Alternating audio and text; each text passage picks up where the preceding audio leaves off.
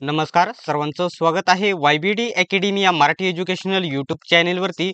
मित्रांनो, आजच्या व्हिडिओमध्ये आपण आदिवासी विकास विभाग पदभरतीसाठी एकदम महत्त्वाच्या मागील 2 ते 3 महिन्याच्या एकदम महत्त्वाच्या ज्या चालू घडामोडी आहेत त्या बघणार आहोत।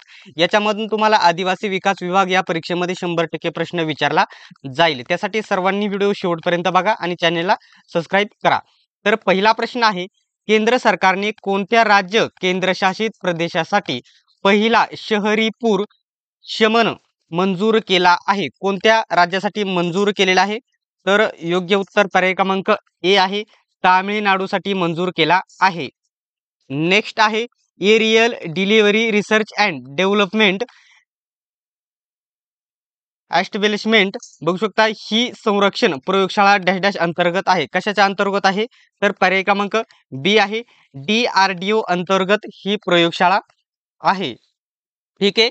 नेक्स्ट क्वेश्चन आहे, तिरियानी ब्लॅक जाने एस्पिनेशल ब्लॉक्स प्रोग्राम म्हणजेच ABP च्या पहिला डेटा क्रमवारीत अव्वल स्थान मिळवले आहे ते कोणत्या राज्य किंवा केंद्रशासित प्रदेशातील आहे? तर योग्य उत्तर पर्याय क्रमांक ए, तेलंगणा राज्यातील आहे। नेक्स्ट क्वेश्चन आहे, भारत बिल पेमेंट्स म्हणजे BBPS कोणत्या संस्थेने बांधले? कोणत्या संस्थेने बांधले? तर पर्याय क्रमांक बी योग्य आहे, NPCI ने बांधले आहे। नेक्स्ट क्वेश्चन आहे, कार्बन बॉर्डर ऍडजस्टमेंट मेकॅनिझम म्हणजेच CBAM कोणत्या प्रदेशाशी संबंधित आहे? तर योग्य उत्तर पर्याय क्रमांक बी आहे, युरोपशी संबंधित आहे। ठीक आहे। अशाच प्रकारचे प्रश्न IBPS विचारते। नेक्स्ट क्वेश्चन, भारताने आपल्या कृषी क्षेत्राच्या आधुनिकीकरणासाठी कोणत्या देशाला USD 250 दशलक्ष कर्ज देण्याची घोषणा केली आहे? तर पर्याय क्रमांक ए आहे, केनिया देशाला भारताने कर्ज देण्याची घोषणा केली आहे, USD 250 दशलक्ष। नेक्स्ट क्वेश्चन आहे, 2021च्या तुलनेत 2022 मध्ये सायबर गुन्हे आणि आर्थिक गुन्ह्यांचा कल काय आहे? वाढला आहे, घटला आहे, कसा आहे? तर योग्य उत्तर पर्याय क्रमांक ए, हा कल वाढलेला आहे सायबर गुन्ह्यांचा। ठीक आहे। नेक्स्ट क्वेश्चन आहे, नुकतेच लॉन्च झालेले ग्राम मंच ऍप्लिकेशनशी संबंधित आहे। कशाशी संबंधित आहे हे ऍप्लिकेशन? योग्य उत्तर पर्याय क्रमांक ए, बघू शकता, भौगोलिक माहिती प्रणालीशी संबंधित आहे ग्राम मंच हे ऍप्लिकेशन। नेक्स्ट क्वेश्चन, पंचायत राज मंत्रालयाने सुरू केलेल्या PDI चा विस्तार काय आहे? PDI चा फुल फॉर्म काय आहे असे थोडक्यात आहे, तर मराठीमधून ते कसं होते? तर पर्याय क्रमांक ए आहे, पंचायत विकास निर्देशांक म्हणजेच या ठिकाणी बघू शकता पंचायत डेव्हलपमेंट इंडेक्स असं त्याचा इंग्लिश मधून होईल।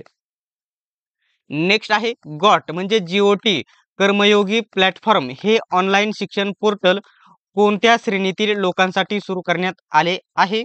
योग्य उत्तर पर्याय क्रमांक डी आहे, सरकारी अधिकाऱ्यांसाठी हे पोर्टल लॉन्च करण्यात आलेले आहे किंवा सुरू करण्यात आलेले आहे। नेक्स्ट क्वेश्चन, आर्थिक जोखीम हाताळण्यासाठी कोणत्या देशाने एक प्रांत एक धोरण योजना सुरू केली आहे, तयार केली आहे? तर योग्य उत्तर पर्याय क्रमांक बी आहे, याचं उत्तर पर्याय क्रमांक बी, चीन देशाने हे धोरण किंवा योजना सुरू केली आहे, एक प्रांत एक धोरण। ठीक आहे। नेक्स्ट क्वेश्चन तुम्ही बघू शकता, नॅशनल क्राईम रेकॉर्ड ब्युरो म्हणजेच NCRB कोणत्या केंद्रीय मंत्रालयाच्या अंतर्गत येते? तर योग्य उत्तर पर्याय क्रमांक एक, हे गृह मंत्रालय अंतर्गत येते। नेक्स्ट क्वेश्चन आहे, GRSE ने नुकतेच वितरित केलेल्या भारतातील सर्वात मोठ्या सर्वेक्षण जहाजाचे नाव काय आहे? काय आहे या जहाजाचे नाव? तर योग्य उत्तर पर्याय क्रमांक ए आहे, बघू शकता, INS संध्यांक असे नाव आहे या जहाजाचे, जे सर्वात मोठे असणार आहे। नेक्स्ट क्वेश्चन आहे, भारतात कोणती संस्था समृद्ध जल बघू शकता संमिश्र जल व्यवस्थापन निर्देशांक जारी करते? कोणती संस्था? तर योग्य उत्तर पर्याय क्रमांक याचं आहे, पर्याय क्रमांक बी याचं योग्य उत्तर आहे, नीती आयोग हे उत्तर आहे। पुढचा प्रश्न आपण या ठिकाणी बघूयात। बघू शकता, बंगालच्या उपसागरात आणि अरबी समुद्रातील उष्णकटिबंधीय चक्रवादळांची नावे खालीलपैकी निवडली आहेत। कोणती? तर योग्य उत्तर पर्याय क्रमांक ए आहे. बघू शकता विविध देशांच्या सूचना हे निवडले आहे, लक्षात घ्यायचं आहे. नेक्स्ट, कोडेक्स एलिमेंटेरियस कमिशन म्हणजे CAC जे अलीकडीलच चर्चेत होते, या दोन संस्थांपैकी कोणत्या संस्थेने स्थापन केले होते? तर योग्य उत्तर पर्याय क्रमांक बी आहे. FAO आणि WHO हे योग्य उत्तर आहे. या ठिकाणी पुढील प्रश्न बघूयात 17व्या नंबरचा. बघू शकता जागतिक एड्स दिन 2023 ची थीम काय होती? काय होती?